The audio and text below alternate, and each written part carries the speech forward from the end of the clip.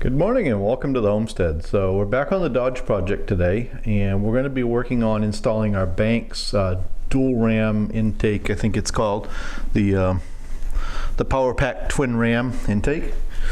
So that's our project for this morning. We're going to go ahead and get the intake on, show you how to do all that, put the intercooler pipe on, etc. We are intertwining this in amongst all the other work, so you'll see, like when we start this video, the engine's half tore apart, but don't worry, we'll bring you along for the whole ride. So let's get you set up where you can see what we're doing, and we'll get in on the truck and we'll get going to work. Alright, so we're back under the hood here, and this is a piece that we have to change. This is about a 1/4 inch thick flat piece of aluminum that sits on top of the head, and the head is open in here, as you'll see in a minute. And this is what basically funnels the air from the turbo into the different cylinders. And on the Banks, it has 2 holes. So we have to remove this. We've gone ahead and got our bolts out. We've loosened up our fuel filter housing, and we've taken off the one line that feeds the pump. And then I think we can pull that back out of the way enough. You could take the other line off if you want, take that housing out of there. But before we go too much farther, we're going to go ahead and we're going to blow this all out one more time with the air nozzle, because you'll see there's some pine needles and stuff laying in here, and we don't want any of that down in the head. So we're going to take a second and have you guys plug your ears, and we're going to blow this all out and see how many pine needles I can get in my coffee, right?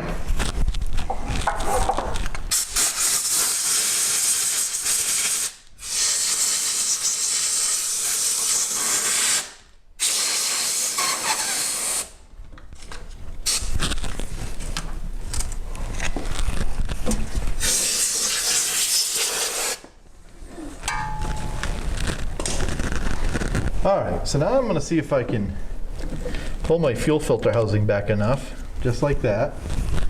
I'm going to see if we can pop this off in there. There we go.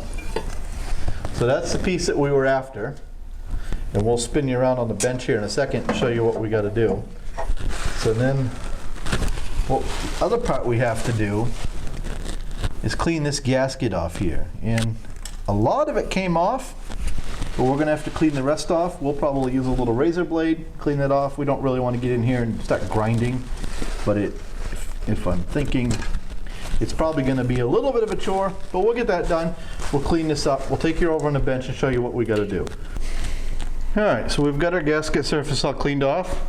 So we're going to go around and we're going to spin you around to the bench. We're going to have to take this sensor out, put it in the new intake cover, and we'll get that prepped and ready, and we'll get that on the truck.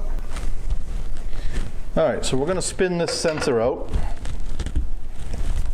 I'm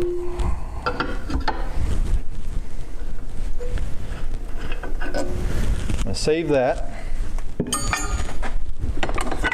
This goes in our, we're not going to use it again pile. Here's the piece we're looking for right here, and you can see that sensor goes right there. So we're going to see if we can't put a little sealant on that and screw that in there. So we put a little silicone sealant on that, and we're going to screw that sensor in there. And basically, because this piece is so pretty, we're not going to clamp it in the vise. We're going to try to hold it by hand and tighten it up. We can always snug it up some more in the truck if we need to, but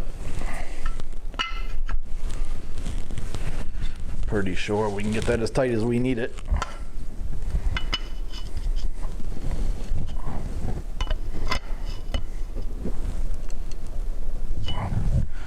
There we go. So that piece is ready to go in. There is a gasket right here, and I'm going to get the instructions, figure out what bolts we use. So if I remember correctly, there's an Allen bolt that goes down in a couple of these because the heater thing sits on top of it. So we'll show you that. So these 4 Allen head screws go down in here because they're going to be covered by the intake later, which you'll see. So we're going to take these 4, we're going to find a socket that fits them, and we're going to get back under the hood and get all the bolts, and we'll meet you right over there. Alright, we're back in. We got our gasket. I believe this can only go one way, but you still want to make sure all your holes line up, like that. Take the intake piece, and these cutouts face towards the back of the engine. So we're going to set that down on there, like so. start these 4 bolts.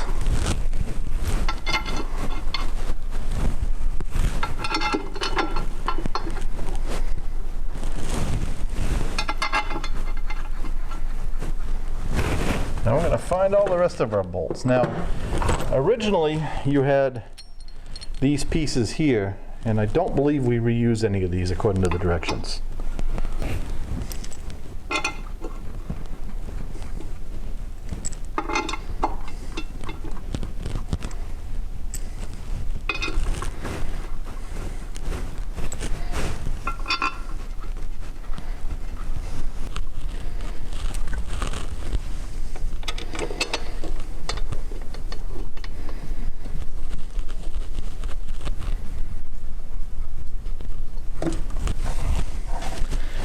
So on this intake, you reuse one of your factory brackets right here, and then you use the horn on the other one for the clamps. And we'll show you that when we get it all done. We're going to go ahead and put these in, and we'll bring it right back. All right, so we're back on the twin ram intake. I do apologize, we had a bit of a glitch with the camera when I thought I was recording and wasn't. So we've gotten a little farther along. We have got it installed. So I didn't get to show you installing the fuel heaters, but it's actually really straightforward. I watched, I think, a video by Banks on how to do that. The hardest part I had, and let me take you over here and see if we can find them now. We may have already disposed of them. But in the Dodge, yeah, I think I did already get rid of them. In the Dodge heater, there was a couple plugs in the bottom of it that you had to get out. I ended up chiseling a hole in them. Yeah, there's the heater. So in the bottom here, there was a couple plugs. And in order to get to the bolts inside to take it apart, I had to get those plugs out. So I ended up taking a chisel and getting them moving a little bit, and then I could get under the lip and come out. They were down in there, as you can see, probably about a 1/4 inch, maybe even 3/8 of an inch. So they come out a little dry. But that was the hardest part of installing the grid heaters. The next hardest part really was just lining everything up over here. So let me get you over here maybe. So probably the next hardest part was getting those 8 bolts in. That long bolt right there will not go down in with the intake in place. I found that out after I had 6 other bolts in. So you have to start that long bolt first, put your intake down on there. Everything's kind of floating. If I could make a suggestion, if I was designing this kit, or if I was going to probably install one of these kits on somebody else's, I'd probably convert some of these, maybe just the short ones, to studs instead of bolts. And that would hold everything lined up, because down inside there, you have this piece right here, which has the grid heater in it, and that's separate from the air horn. So you have 2 of those. You have the one air horn, and then you have 4 gaskets, 2 on either side, one below that heater and one above it. And you kind of have to line that all up and get it to work all at once. And you have these fuel lines hooked to this one. So things are a little tight, but that's pretty much it. You know, it wasn't bad. Dipstick bolts back in here. We've got our wiring all back in. And then what happens here, let me get you another piece.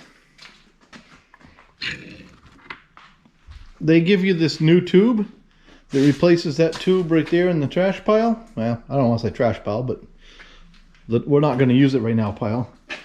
And this goes in here somehow. I don't exactly know how just yet. I got to read the book. But you're going to take your boots and you're going to put that in there. Probably something like that. We're not going to do that until we get our fuel pump in, which we're going to do a video and show you how to delete the fuel heater. It's super easy. And check and make sure your sediment filter is clean. We have a new lift pump. We're going to install that. We're going to get this power steering hose on. Then we can put this in there.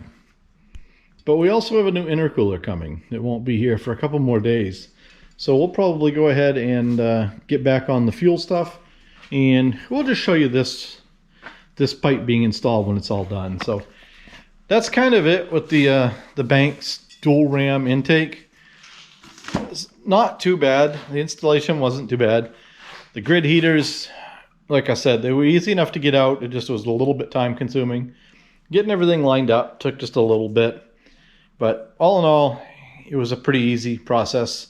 So we're probably going to wrap this video up. If you have any questions on the dual ram, twin horn, whatever they call it, intake, give us a shout. Let us know down below and we'll try to answer them. And we'll bring you back and show you how to delete your fuel heater and go ahead and install the new lift pump. So thanks for watching. Don't forget to like and subscribe.